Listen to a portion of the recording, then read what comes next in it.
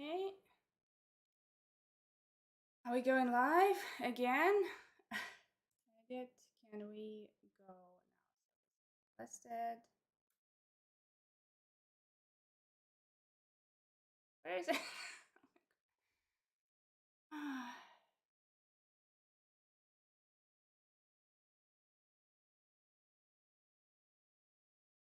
Please.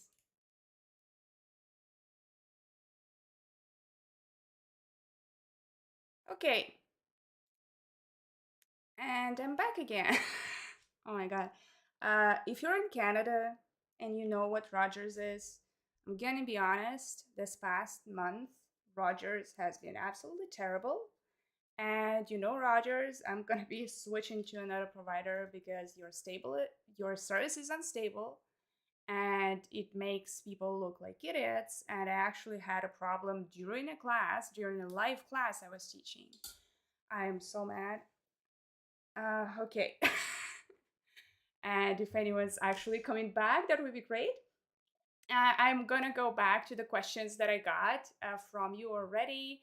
I hope that it's not gonna kick me out again for whatever reason, because Rogers loves doing that, and I will be switching to another provider as soon as I can. Okay, so about the retrospective, is the team doesn't want to conduct the retrospective, you do them anyway, and it's like you are the owner of the process. And now it's good to make sure, like, to try to understand why they don't want to do the retrospectives. Is it because, how to say, is it because they are not getting the value from them? If this is the case, then what can you do to actually make those retrospectives much better, so that you have so that they feel that they are not wasting their time, but also to be very clear with them that it's not optional.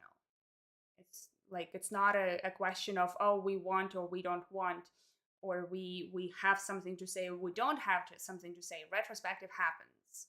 That's it. Like, that's that's not a question. Um, when the teams say they don't want to do Kanban, how to approach it as a Scrum Master? Do you mean like doing the Kanban board, like the one I have here in Jira, like this one? Like, they don't want to use this as a way to track their progress? Technically, we can say that this is not a rule. Like, using this type of, like, using burn down charts or estimations or whatever that is, or using this Kanban board is not a rule, contrary to having a retrospective. So I would say that if they feel that it's not necessary, great. But the question you would want to ask them in this case is, how are you going to track your progress? Because if we're not using this, if we're not using the Kanban board, what are we going to use to replace it? Right? So it's okay if the team doesn't want to use it, as long as they have something else that can serve the same purpose, which is, what are we trying to do here? Make sure that it's easy to track their progress for themselves, first of all, and then to make sure that the how to say, that the that they are creating it, they're making it visible for others. Say, I am a manager, I want to come in and just check in, like, what the progress is, what is going on, and I can do that. So we want to create transparency using this tool. That's like the whole point. And if they have another way of doing that, awesome. But I'd say that the Kanban board seems like the easiest solution, to be honest, you know? But just to kind of highlight here is that technically you would say that it's up to the developers, to the team, actually to decide what tools or what practices they want to use to achieve that purpose of tracking their progress and creating visibility and transparency around it. Oh, another question from Ramin. When the teams say the retrospective should not always have an action item to do in the next sprint, how to approach it as a Scrum Master? Well, I mean, technically, if you look back at the Scrum Guide, at least the new Scrum Guide, it doesn't say that you have to have it now. So in the previous version of the Scrum Guide, it did say, like, every retrospective you should have at least one actionable item. But if you look at the Scrum Guide now, it actually doesn't say that anymore. So if I were to go to the Scrum Guides, so technically they're correct. I mean, if you say here, right, the Scrum team identifies the most helpful changes to improve its effectiveness, and the most impactful improvements are addressed as soon as possible. They may even be added to the sprint backlog for the next sprint. So, you want to make sure that the team is spending the time on what's the most valuable, the most important. It might not mean that you're going to have something to do right away, or in the next sprint.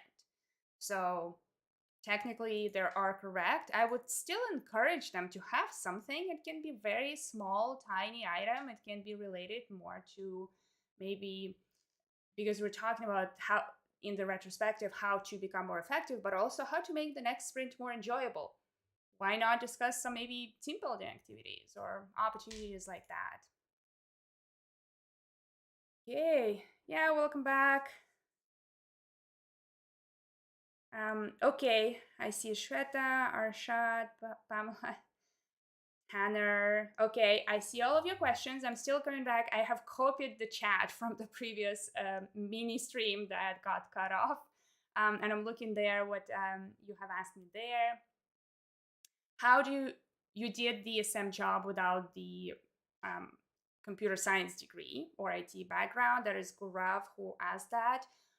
Well, I didn't feel that I needed it, to be honest, because even though I worked with very, very technical teams, like the teams I worked with, where sometimes would be working on things that, as I would say, I cannot even begin to understand. And it was fine for me because what I did is I learned with them. So I would work with the teams and really try to understand their language, the terminology. I did do like a very short course on programming. Well, it is an online course that was computer science, like introduction to computer science. It was very focused on like coding, like simple code. Uh, and I guess it helped me, but to be honest, what helped me more is the way how I worked with the team and talked to them, and it was just listening to what they were saying, and that's really what really helped me kind of develop the skills, develop the understanding.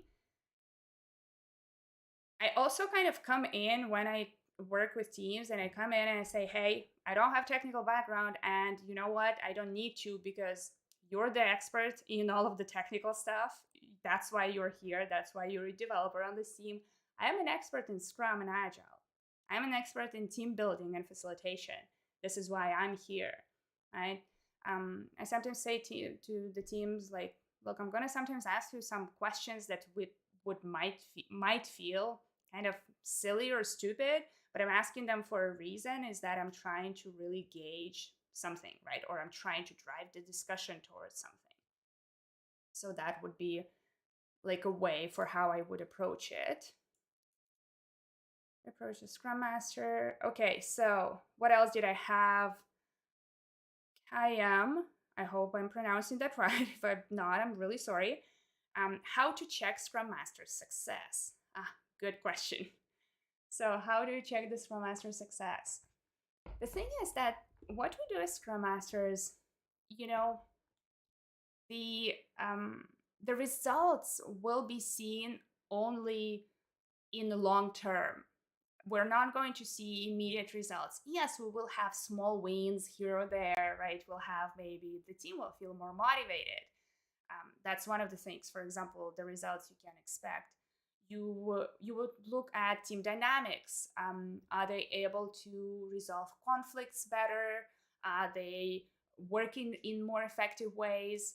And the end goal is your team able to deliver a done product at the end of every sprint?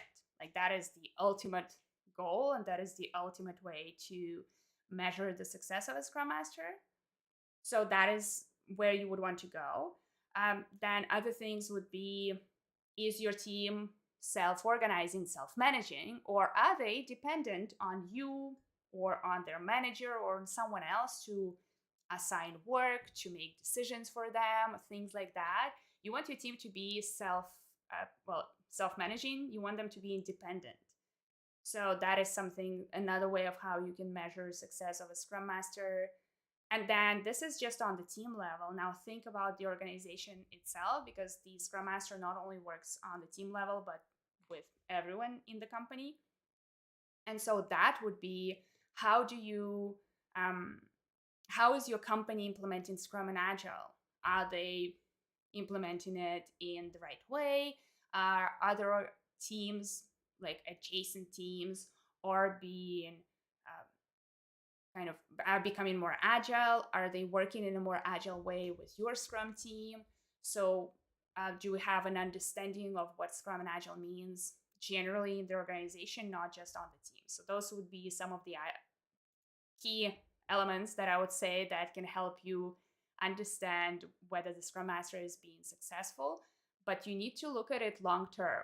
Like, if your team doesn't have those things in a month of you joining the team, or even in 2-3 months of you joining the team, like these exact results, it's not that you're failing, it's just that maybe you didn't get to that yet, because this kind of changes, they do take time.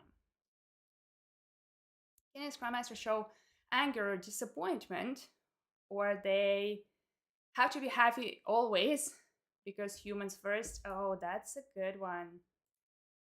Ah, okay. So, can a Scrum Master show anger or disappointment, or do they have to be happy all the time? I mean, it feels like you kind of do have to be happy all the time.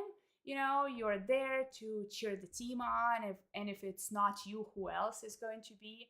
So it can be a bit challenging to feel like, well, we all are human. We have our own ups and downs sometimes. So um, do we actually, like, always try to keep everyone happy? I feel like it needs to be a balance, because when we go back to the values, the Scrum values, and we talk about courage and openness, we talk about the empiricism, about transparency. So I'd say at some points, if you're not really feeling like it, or if you are disappointed in something, then it's okay to talk about that. If you're upset, if something maybe it's not working the way you really hoped for, then angry, I'd say angry is a bit different. We're at work. We need to stay professional. And there are positive ways to express our anger and disappointment, which should not be kind of putting it on other people. It's more about expressing what you feel, like in words rather than in emotions or in your actions. But I think you don't have to be happy all the time. I just don't think it's reasonable, because what's going to happen is that you're going to be feeling in that maybe disappointment with, like, hey, I'm going to be like cheering on the team all the time. And then what's going to happen is that all of that disappointment, anger, whatever that is going to just boil up at some point, and you're going to get demotivated, and you will feel, well, it doesn't matter. You're going to potentially start feeling resentment towards the team because you never got a chance to really tell them what you feel and actually try to address those problems. So I think, do try to be like the a bit of a cheerleader, but also don't, like, be honest as well with your team, because that's the way you can build better relationships with them, and that's how you can build better trust. Okay, Williams asks, A as in capital A versus small a, agile adoption / implementation in the name of business agility, as he says. Why organizations try to create their own type or brand of agile, Kanban, or Scrum? That's the two questions. Okay. Now, I'm not sure I understood the first one, but I'm going to answer the question, why do organizations try to create their own type of Agile, Kanban, or Scrum? So, Scrum, Agile, whatever that is, it's a big change. It's not a change in the process. That would be easy. It's a change in really the mentality in mindset that we take in how we work with each other, how we collaborate, um, what kind of initiative do we need to take, how do we measure success. So it's all about changing the way we think and the way we work. And this is a very hard change. And people are creatures of habit. We don't like to change. We like our little corner. We like to be in our little world here. And that's kind of what I think makes it more difficult to adapt. And what happens is we start implementing Scrum the way it is written, right? And then it's hard. We're not really getting to the exact results that we want. So instead of kind of continuing with it and saying, let's stick with it, let's see what it's going to bring us in the long term, we say, it just doesn't work for us, right? I think of it, say, right now I'm doing like a lot of fitness and I want to build muscle, right? So I started to exercise. And in the first month, I didn't see any results, right?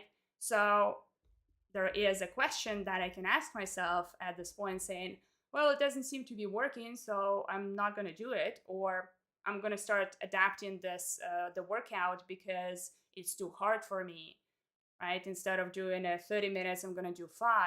And then suddenly I'm adapting the rules. I'm creating my own type of my own rules for this. So I'm not getting the results anyway, right? And it was really more about actually creating the habit, uh, working the right muscles, sticking with the process and believing in the process that really would be able to help me like benefit from it in the end.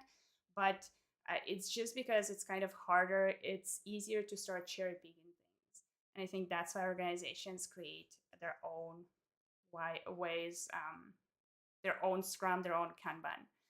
Lots of comments here, so now I can see others. Sweetheart, nice name. Max Gonzalez is here. Great. Okay, so I have lots of questions. Oof. Okay, let's start from the top. Shweta says, "What is the role a Scrum Master plays in sprint planning?" And then our shadow is also asking, like, what is keen to know about different meetings. Now, sprint planning. Well, the role of the Scrum Master in sprint planning, same as I'd say in the sprint review and technically any other meeting, is to help others understand the why the meeting is there, like why are we meeting, what's the point of the sprint planning, especially if the team is new and they maybe don't really know yet how to be effective, how to be productive during that meeting. So coming in, making sure everybody knows why they're there, making sure that people kind of are following Scrum. Like the sprint planning, for example, would only have the Scrum team, right? These are the people that are like mandatory attendees, which includes the Scrum Master, the developers, and the product owner, obviously, and potentially people who the team decided to invite. So making sure that like you have the right people in this meeting. Then it's good if you have a good agenda, like you kind of help your team to go through the agenda that is clear. They know exactly what the topics need to be discussed. Keeping tabs on time, obviously. Now, what is a sprint planning? Well, we need to discuss 3 things. Why? We need to define the sprint goal. What? We need to choose what product backlog items we're going to do, and how we need to decompose those items, product backlog items, into tasks. Well, to understand what work we need to do. So as a Scrum Master, you might need to do facilitation for each of the topics. First of all, we need to start with the sprint goal. So it's your role, especially if the team is struggling with it, to help them craft that goal, to maybe bring in some facilitation techniques or give them some ideas of how to create a good goal and facilitate that discussion and help them come up with a good goal. That would be like the first thing. Then in terms of the choosing what the team will be working on, like the product backlog items, that would be most likely what this would involve is you helping understand whether the team is committing to the appropriate amount of work. You know, sometimes I would be sitting in a sprint planning and I see the team is kind of taking on more and more work. And I know based on the history that they have tendency to overcommit, or I can see in their in how they speak or act, right, that they're not very sure that they should be taking that work into the sprint. And this is usually where I would be jump in and say, hey, I have a feeling that you have very low confidence that you will be able to complete this item that you have just put into the sprint. Should we discuss it? Because what's the point of taking something in if you don't think you can do it? It's not going to help, right? And this is something that I actually did in one of the recent sprint plannings I facilitated. And the team was really grateful because they're like, just because you said that allowed us to split that item into smaller pieces of work and actually feel much more confident when we started the sprint, right? So that kind of asking questions like this can be very helpful. And then for the last part of the sprint planning, the how, kind of decomposing the work into clearer tasks, you would ask people, well, once again, we're going to back to facilitation. If the team is having trouble or they're like, that's fine, we know what to do, it's good to encourage discussion and to say, let's just make sure everybody's on the same page, right? Let's just list out the tasks that need to be done, right? This is a point where you might say, hey, do we have, does everyone remembers what we have in our definition of done? Did you think about all of the tests that you need to do? Did you think about all of the documentation? Did you plan for it in your tasks, right? You can bring in different ways of how the team might organize their tasks and decompose the user stories or the product backlog items into tasks. So this is kind of what you would be doing in the sprint planning. Uh, oh, Ramin says, kind of following up on his previous questions, um, they say they want to do Kanban instead of Scrum. Uh, I mean, they want to do Kanban instead of Scrum. There's got to be a clear reason for it, first of all. And what I often see is the teams think that, oh, Scrum has too many rules. We're going to switch to Kanban. It has no rules, right? It's going to be easier. I think maybe what you can do in this case is to actually run a proper session, like training session on Kanban, because Kanban has a lot of rules, very, very strict rules. And I think before they say, oh, let's just switch to Kanban, you can say, okay, great, perfect. But first, we need to make sure we all understand what Kanban means, right? Because there's lots of visualization. We need to track certain metrics. We need to create contracts, like make a lot of the processes visible. We need to have work in progress limits that have to be enforced. So I think it would be good to actually give them that training session and say, okay, if we're switching to Kanban, I'm going to be making sure that we're following these rules. So I think that can be a good discussion. And if they feel that it's going to be better, great, let's try it. But making sure that they know what they're kind of signing up for. Tanner's asking, what sort of impediments does the Scrum Master help resolve? Impediments that the team cannot resolve on their own. Like that would be the best type of impediments. Think of it that way. If the team is coming to you and say, oh, we have a blocker because I don't know, we're stuck with an item in our product backlog and we don't know how to resolve it, like technical impediment in a way. Well, that's not up to you to resolve. This is something that the team would be able to resolve on their own within the team. You're not an advisory for how to do their job. If the question is maybe there is a conflict, two people disagree with each other, well, if it's just a conflict, kind of a disagreement, well, this is not still not an impediment, because the team need to be able to address conflicts. Conflicts are natural, and I made a video on this last week, I think, maybe a couple of weeks ago. Conflicts are natural, conflicts will happen. The team needs to be able to address them on their own. So until it kind of escalates to a point where it becomes an impediment to the team, it's it's something that the team should focus on their own. You want to kind of find what are the things that impede the team progress and impede the team's success, and that cannot be resolved by the Scrum team within the Scrum team themselves. Sometimes even things that seem to be outside of the team are actually still not impediments that the Scrum Master should take part in. And say, for example, your team is waiting on something from another team, or is dependent on another team.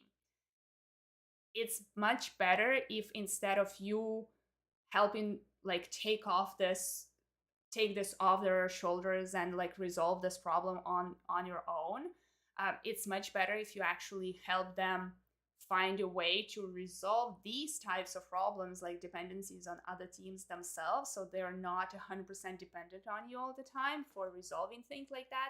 This is a natural way of working in an organization.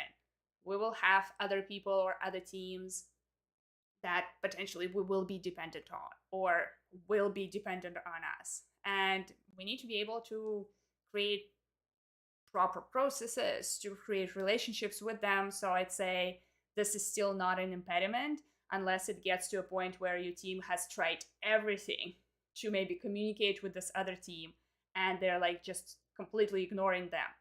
Well, maybe this is where you can step in, because this now became an impediment. Your team tried everything they could, and now they need some kind of escalation to happen, right?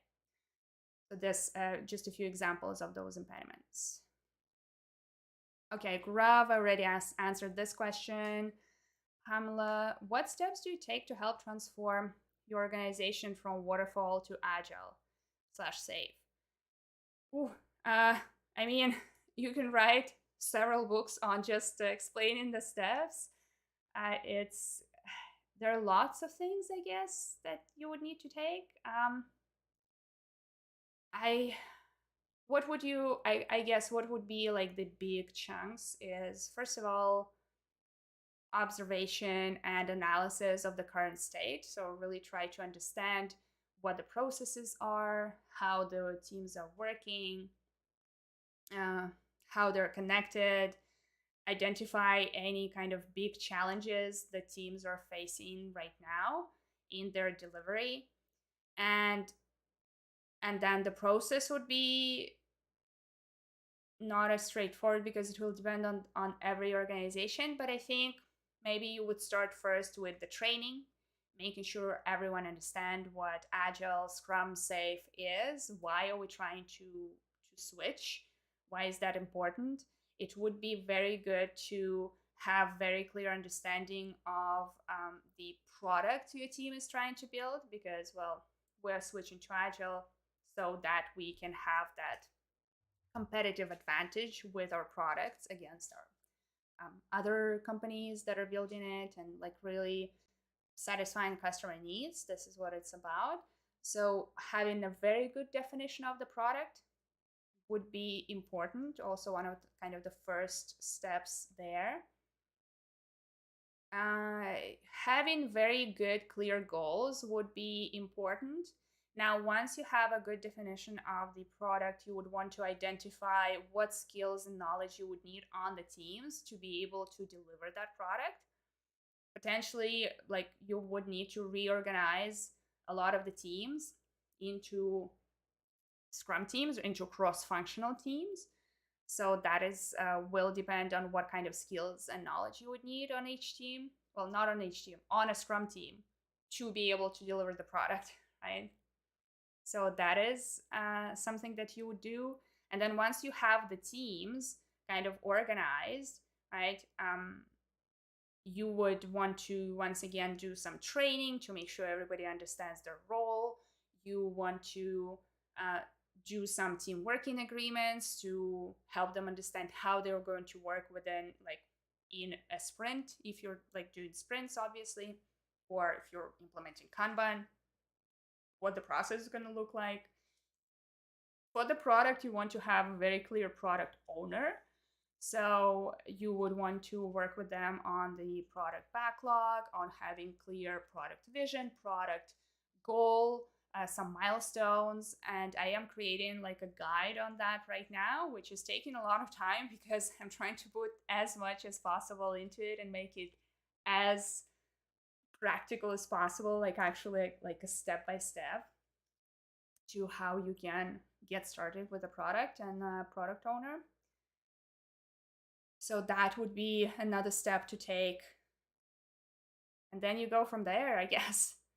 A lot of training, a lot of coaching. You do need to set up some structures in advance before you can start, so that the structures that will support your new agile processes and as well as your product. Yeah, but it's a big topic. Lots of things to have set there. Ramen, a few points to answer the question of how to check Scrum Master success. Oh, yeah. Okay. Yes. Thank you, Ramen, for sharing that. Yeah, there are some Scrum service tools that you can use that can be useful to first of all, if you're starting out, you can use a Scrum survey tool, or even like Agile survey tool, to understand the situation today and then run it again like 3 months from now, 6 months from now, to see what the changes are. So it will give you more quantitative way of tracking progress rather than just qualitative.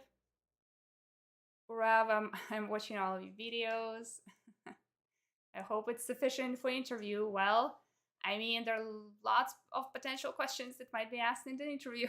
So definitely, I hope it can help with at least some of those. But obviously, your experience will be the most important in the interviews anyway, right? Because you will get, I assume you will get quite a few scenario questions. Like if I were to interview a Scrum Master, I would focus on scenario questions. Okay. Uh, Omar's asking, as a Scrum Master, what advice would you give a PO who wants to pursue the request for proposal method? I'm not sure what that is. Pursue the request for proposal method? If you can give me a bit more context on this one, because I'm not sure I know what you mean there. I'll go for the next question. As a Scrum Master, what conflicts should the dev team be self-managing, or which ones should the SIM intervene in? Yeah, so basically what I talked about a bit earlier.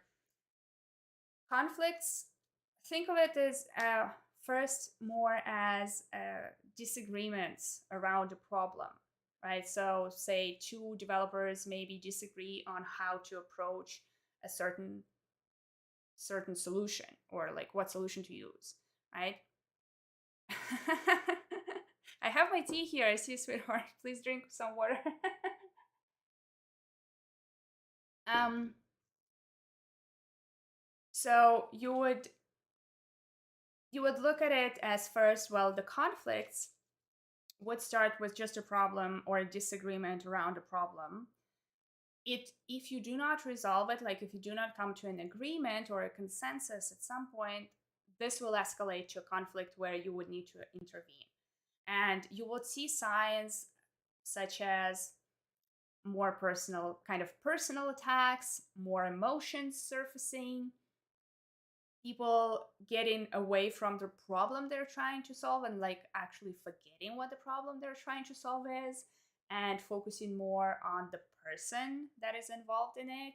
If you see that your team, like if you see a division in your team, like you start to see coalitions forming in a way, like part of the team is with this person and they agree with their solution, and this part of the team is very convinced that this person has the right solution. So this would be the signs to look out for. When you see the signs, this is where you can say, okay, as a scrum master, I need to intervene. And the reason for that is that if you do not intervene early enough, the and the team doesn't know how to solve it, the conflict will escalate to the levels where it's practically impossible to solve it. So you might find yourself in a situation where it's like kind of fight or flight, as in I either need to restructure the team, or the team will no longer exist in 6 months from now or in 3 months from now because of that conflict. So you want to look out for those signs a bit and make sure that you kind of jump on it as soon as you see those signs.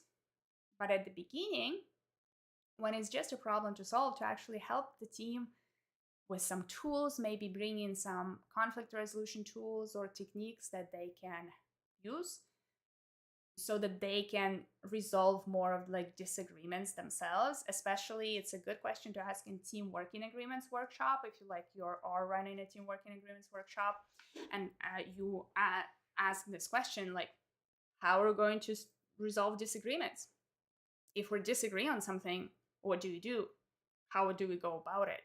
It's a very good question to ask. Okay.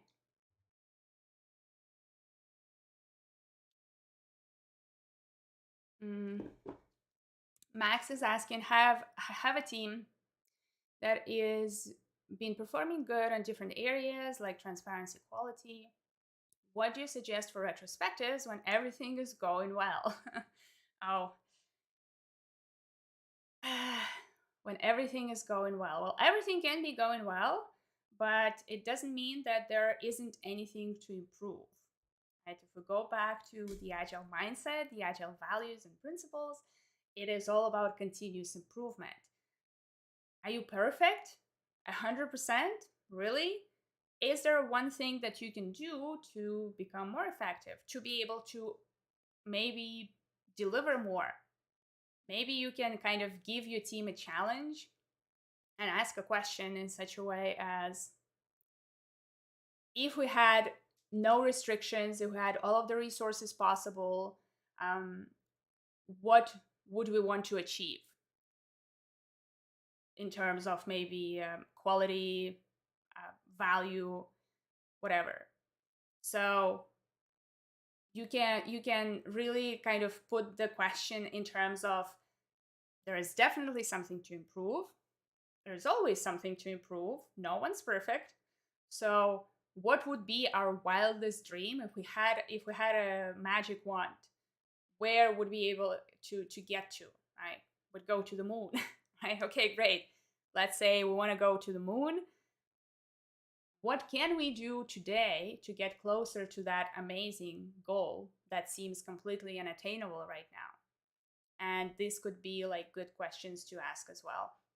I'd say be wary of a situation where the team says, everything's fine, nothing to improve, we're perfect, we don't even need a retrospective, because that actually goes practically against the agile principles of continuous improvement. So it's like, if you're not improving continuously, are you still agile? I would argue that not really. You kind of miss the point. So what often also happens, if the team kind of always says everything's fine, it kind of creates a habit. And then if something is not fine at some point, people might actually be potentially even afraid or not willing to raise it, because they're like, oh, it's been 3 sprints, everything was fine, I'm not going to ruin a record of amazing sprints with my problem. And then that will create resentment and potentially bigger conflicts, you know. So all of that. Yeah, and try different types of retrospectives, try to split it, like ask questions differently.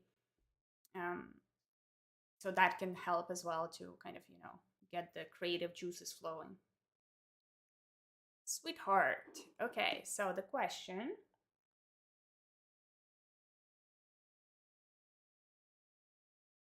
writing user story and story points. Update. These are Scrum Master to work. Writing user story and story points update. Is this what a Scrum Master should do? No. Writing user stories? Definitely no. I mean, first of all, it's the product owner's accountability to manage the product backlog and to make sure that everyone understands what is in the product backlog. So that's the product owner. That's on the product owner. And definitely not on you as a Scrum Master.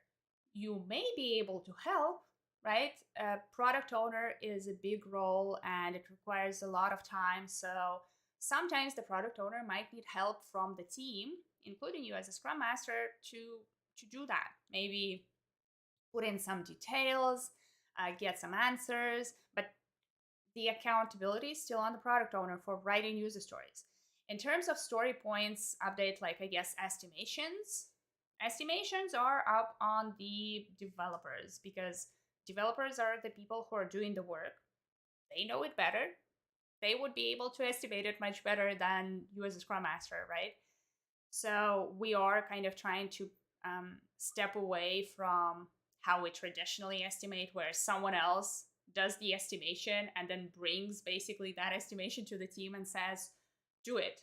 And then the team has no say in how much time or how much effort that actually is. Um, so we're stepping away from that, and it's the team that needs to estimate. As a Scrum Master, what you can do is help your product owner with maybe different ways of how to write user stories and other product backlog items more effectively, bringing in some tools or practices. Well, obviously, user story is one of the practices. You can look into behavior driven development, BDD, that can help the product owner create better user stories that will give more relevant information to the developers for when they are delivering and building the product. In terms of the story points, estimates, then helping the team understand how to use story pointing properly, like the difference between relative estimation and absolute estimation. Why do we use story points? Kind of teach them that story points are not ours, and really take on more of the role of a teacher and a coach for both of those, but those are not your accountabilities.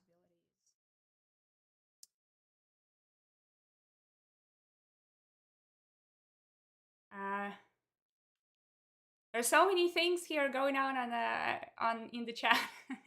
I can see Simon there. Hey, Simon, nice to see you live. When can I have you on my podcast? Yeah, I'm still going through my emails. I'm sorry. Yeah, I have so many emails. I need to get through it. I'll get back to you soon. So yeah, have been having a lot of classes lately. So classes, I'm working with the team right now, coaching and consulting. So the time's very limited, and I'm trying to, go through my emails. I know that I have so many emails, and if you're listening and you've sent me an email like 3 weeks ago, most likely, I have a list of unopened emails, I'm gonna say, as well as like tons of messages on my Instagram. I wish I could reply to everyone, but I can't, unfortunately. So, I try to at least reply to the comments whenever I have a chance to do that. But it's kind of my way to be able to answer some of the questions that you might have. Now, let's get more into more details on the questions I have. Omar, what's your perspective on quality validation in Scrum? Well, you have the definition of done. That's your quality validation, right? Your definition of done is what tells you whether your increment or user story completed or whatever work the team has done whether this work actually is aligned with your quality standards, right? So think of the definition of done as basically a quality standard for your product, and you use that to make sure that when the team delivers something or shows something to the stakeholders, it meets those quality standards. And then it is up to the developers. They are accountable for meeting the quality standards, for maintaining the quality standards. So when the developers say, hey, we are done, I assume that it means the definition of done and hence the quality standards. That would be like the quality validation for me in Scrum. So if you don't have a definition of done, make sure you have one. Make sure that you have invited all of the people potentially like involved in that process, so that everybody has a good understanding of what is that minimum quality that we accept. Like, so everybody knows what is in the definition of done.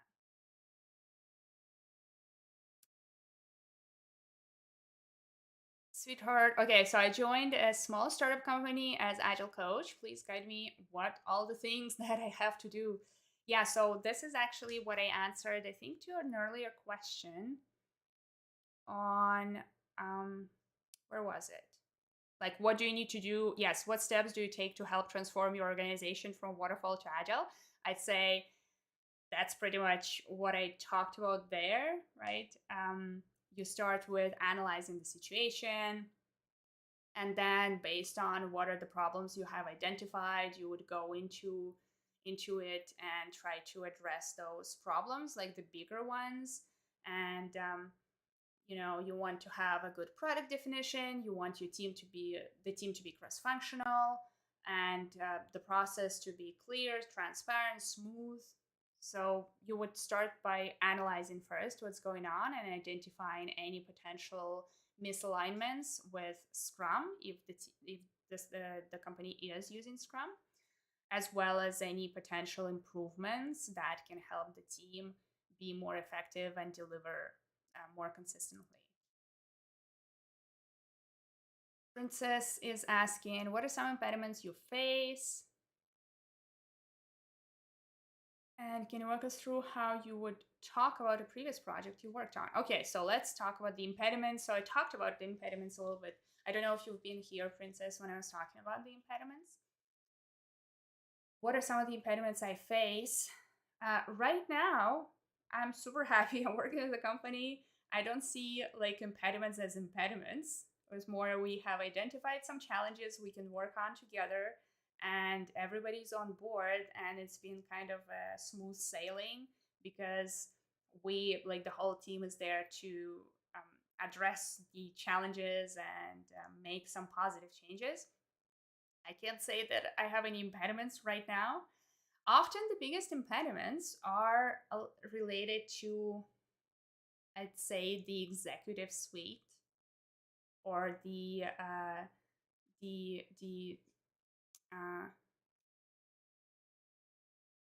thanks, Grandmaster in Black. Thank you. Um, yeah, so impediments. Got my I jump from one thought to another very quickly. So the impediments. Usually they would be more related to the organizational challenges, like on the directors, management, the kind of more of the executives not being aligned with what you're doing. And this is where I usually have the biggest impediments, because you're coming in and you're trying to change a lot of things, right?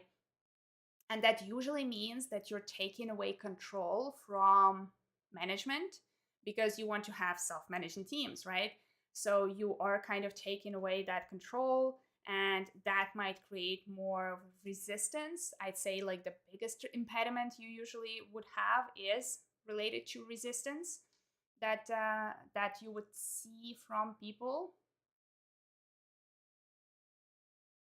Um, so I think that's like what you need to be more ready for, like resistance. That's the biggest impediment, because you need to influence people. And now if you are meeting people who are not coachable, as in like they are 100% sure in them. They don't want to change. They don't want to learn. They don't want your coaching.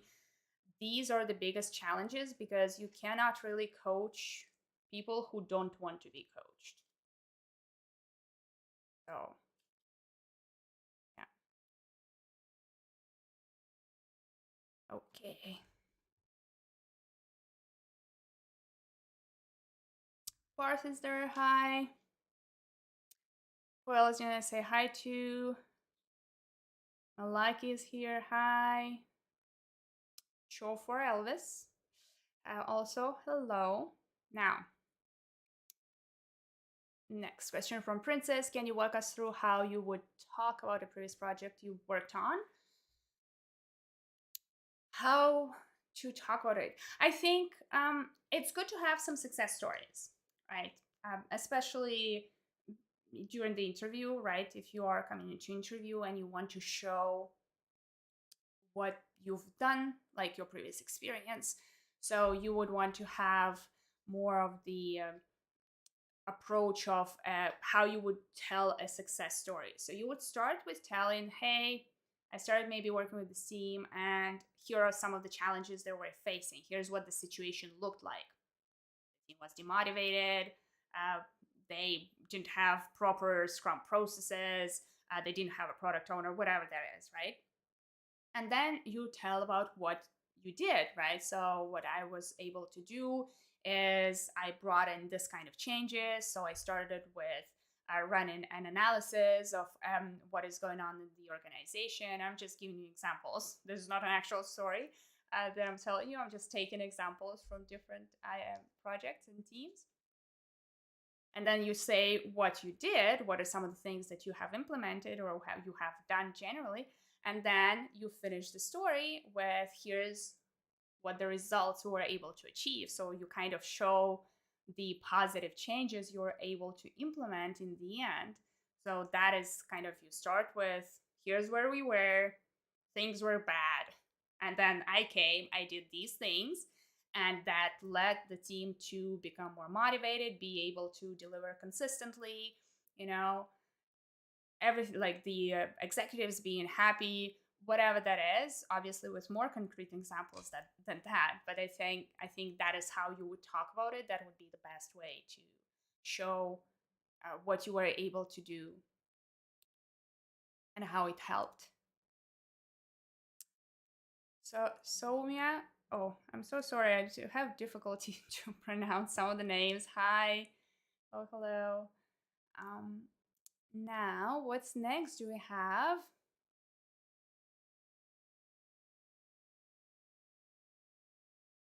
Omar is asking, what are the pros and cons of a one-person Scrum team?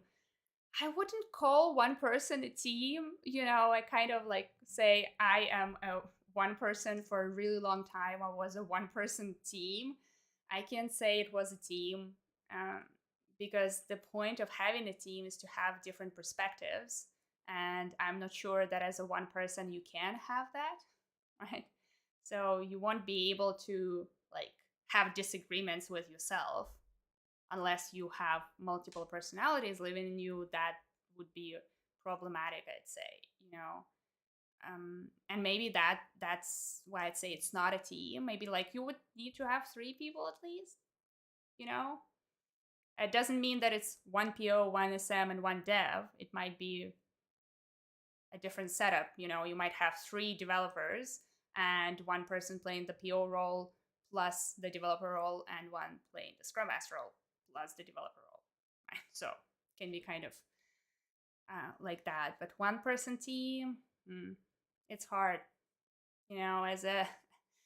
As after running the Scrum Master for several years, in the first couple of years I was alone. I'll tell you, being a one-person Scrum team is not fun. Find at least a second person. What about conflicts outside the Scrum team, for example, a senior manager disturbing the dev team? Well, here, this is good example. That I would say, like that sounds more like an impediment. And for those who are listening, this is a question from Omar. If there is a senior manager coming in, disturbing the development team, that is something you would want to jump onto. And most likely, they do not understand this new setup. Like, most likely, they used to always just come to a certain developer and ask them for something. And that was how the things run in this company. And now you suddenly changed everything, right? So you would want to kind of come back to the basics with this person to help them understand what this agile thing is all about, why the Scrum team works in the way it works, what the role of the product owner is, because this most likely is how the senior manager will be able to get their kind of point across and get some of the work done, is by collaborating with the product owner. So helping them understand the setup would be best. So that is like, that's an example of an impediment, I'd say. Okay.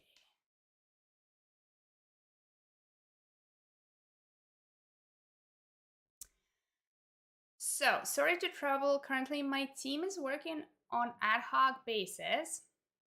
How to make them follows the sprint? Is it possible? Because when it comes like ad hoc, they're talking and working like highest priority items. Mm. Yeah. So it seems like you do not really have like a sprint setup just yet. Well, I mean, you have some things that you can do even without completely changing the way they work. So it seems like they don't really have any proper prioritization in place. I'd say maybe start there.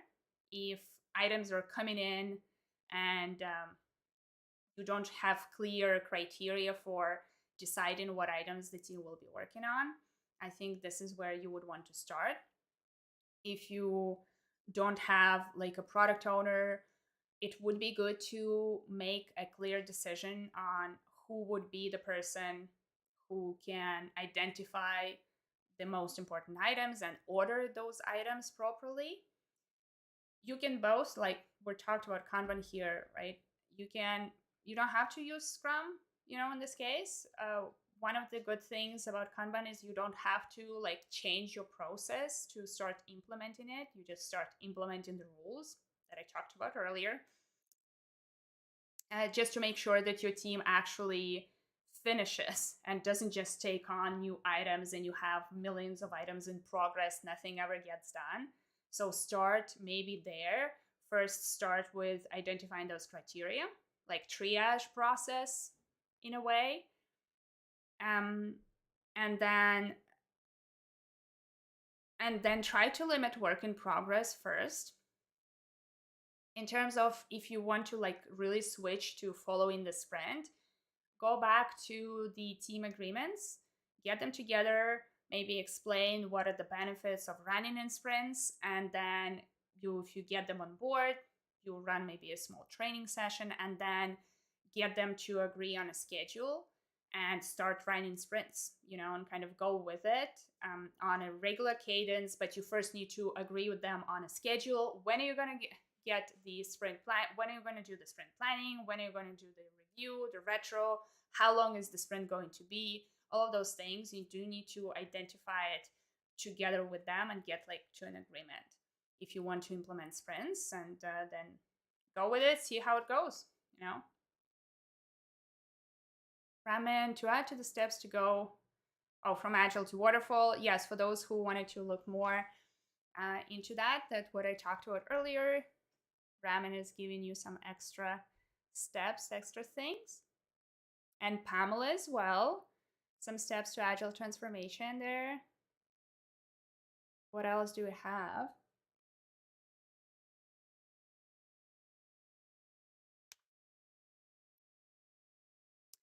Now, Chofor is asking, can you teach us Kanban?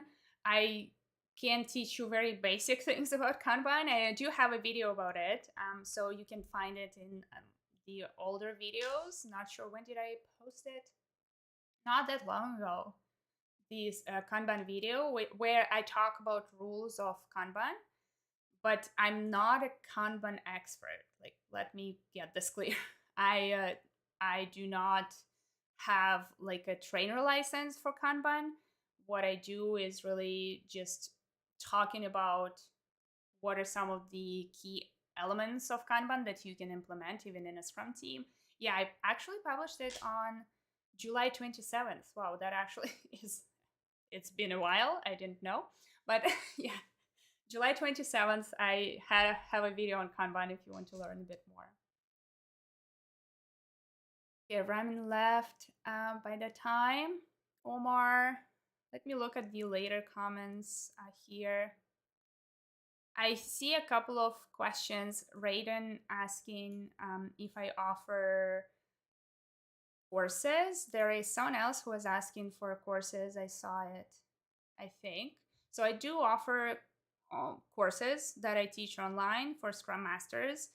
I have the Applying Professional Scrum from scrum.org. I have the Professional Scrum Master that I do, and Professional Scrum Master 2, which is like an advanced class.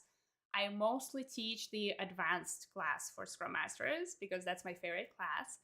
But I sometimes, rarely, do PSM, which is the Professional Scrum Master 1, and the Applying Professional Scrum a bit more now. And you can find the all of this in my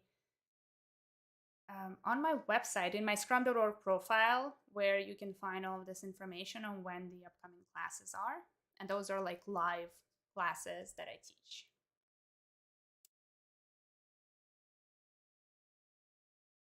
Omar's asking, what can be done to move forward?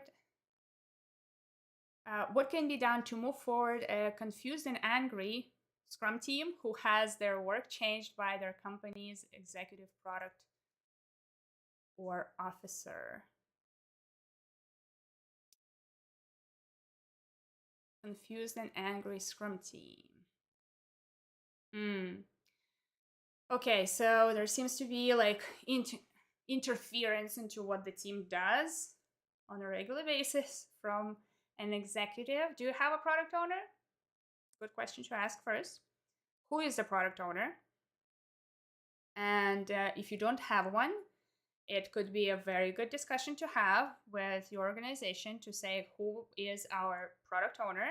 And then once you have this person identified, whether it's an interim kind of product owner or not, but you want to have one person who would be like representing this role, and then working with them to help them understand that they're the product owner. They will be making decisions on the product backlog.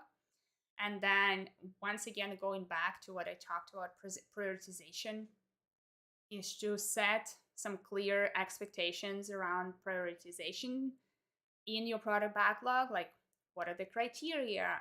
Who makes the final call, which is the product owner normally. This is what you want it to be. Like, the product owner makes the final call. And then if you have this executive person coming in and like changing the things all the time, coach your team to send this person back to you or to the product owner.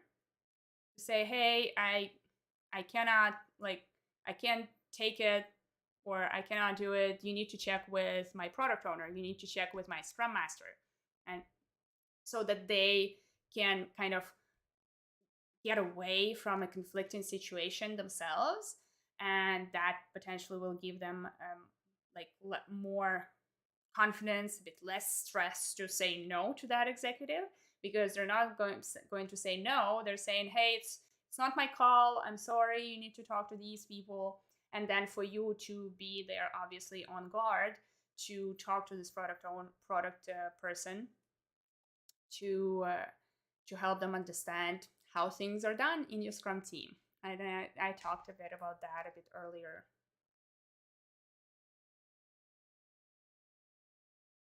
Malaki is asking, so yes, the training. So I talked about training, but it's more about asking. So the questions are more about how to run different sprints, how to build a product backlog, how to come up with user stories. So I do have lots of different guides, not necessarily to all of those questions, but I do have lots of different guides that you can find in my store.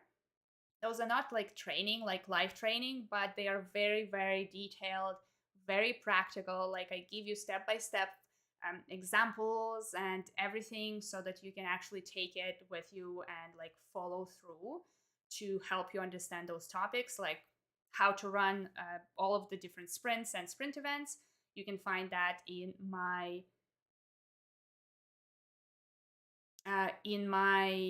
Scrum Master Startup Guide.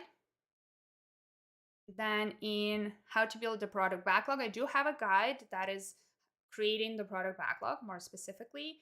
How to come up with user stories, I do not have that one, but I am working on like a bigger product owner guide, which will still take time because it's going to be like a huge one. It's going to have lots of information, including some on the user stories, or more specifically, how to write good product backlog items.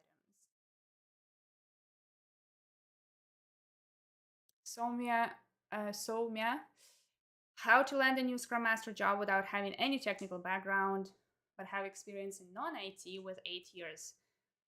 So I talked about that a bit. Oh, thank you for. I see a question for someone who just popped in at the bottom.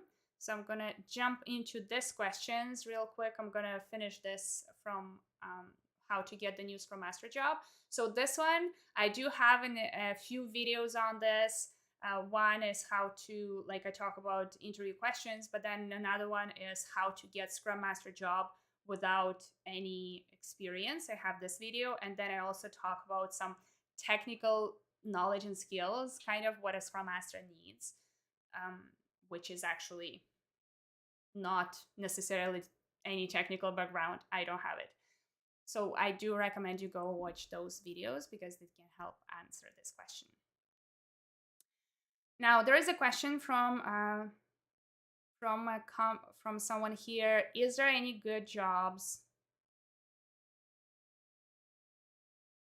Is there any good jobs that can transition into Scrum Master? Well,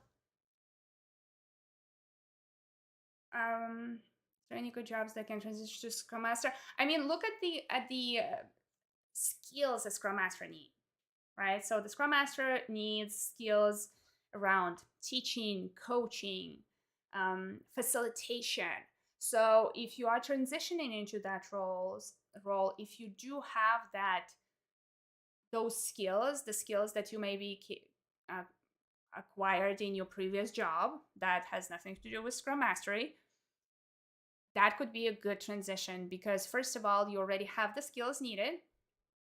And then second of all, most likely, because you already worked in this domain, you know whether you like those skills or not. So that can be a good way for you to understand whether Scrum Master is going to be the right job for you.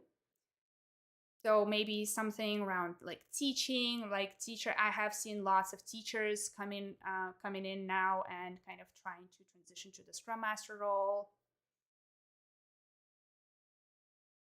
Customer service. So yes, Supreme is saying customer service experience. So that can be something that is kind of related to stakeholder management. If you worked with customers, potentially you have that understanding of how to properly work with customers. Maybe understand the product owner role much better. So that can be very helpful.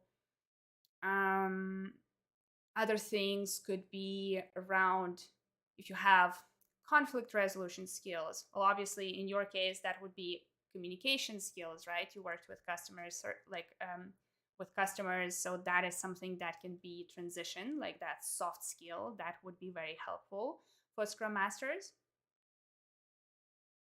What else would be? I had talked to a couple of nurses who are kind of looking at the Scrum Master role because it seems like a good alignment, like a good fit. Because Scrum Master role is really about caring for others, not in a medical way, of course, but still caring for others, trying to help others, really more about the success of others rather than your personal success. So at least this is a good trait. Will you have the necessary skills and even maybe the interest in those skills if you're transitioning from a nurse? I don't know, maybe, but having that trait of wanting to care for others can be definitely a good fit. I mean, Interestingly enough, a lot of developers transition to the Scrum Master role. Testers, BAs, like business analysts, because it seems that it's very close. But I'm always wondering, like, is it really like, are those roles really as aligned with the Scrum Master role? Because are they really using the same skills? Are they uh, are they aligned in terms of like the general idea of the role, like dynamics of being a Scrum Master? And I don't know. I think like it's often what happens, but I don't know if this is like the best, like the easiest transition. Not don't want to say like the best. If you're a business analyst, you can never become a Scrum Master. That's not what I'm trying to say. It's more of, would it be the easiest to do that? Right? You would have most likely good understanding of that product side of things, but you would need to work a lot on other skills as well. So I hope that answered the question. Okay, lots of things happening in the chat. I only have a few minutes left. I'm not sure if I will be able to actually answer all the questions. I'm going to save them. Um, I see that there is a question from Omar. Will the session be available to view again? What I will do is I am recording the session. Yeah, I'm still recording the session, and I'm going to cut it into maybe smaller pieces and hopefully make it available for you. And normally the stream itself will be recorded as well, but it's going to take like a while for YouTube to process that. Hi, Rafael, Louis, a few people who joined in, JK, who is here, Shavon, Samia, Alex, all the people who joined a bit later. Raiden saying, love your style of teaching. Thank you for doing this. Thank you so much. I hear that a lot, that it seems that my style of teaching works really well for people. I would love to understand what makes it work actually. So if you ever get a chance to maybe leave a comment on one of the videos and kind of try to help me understand what in that my style of teaching actually is helpful, that would be great, because like I'm doing it, but if you were to ask me to teach you, I wouldn't be able to. So yeah, can you please talk about the top five duties of a Scrum Master? Let me go like quickly through the questions. Yeah, I won't be able, unfortunately, to answer all of them because I do need to wrap up the stream.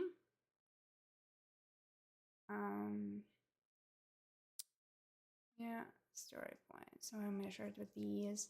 Alex, you're asking about the story points. I have a video called Velocity is a made up number, or I changed the name. It's basically about velocity, and where is it called? It's called That's Not How You Measure Velocity. So I talk about story points there. So I hope that can be helpful for you.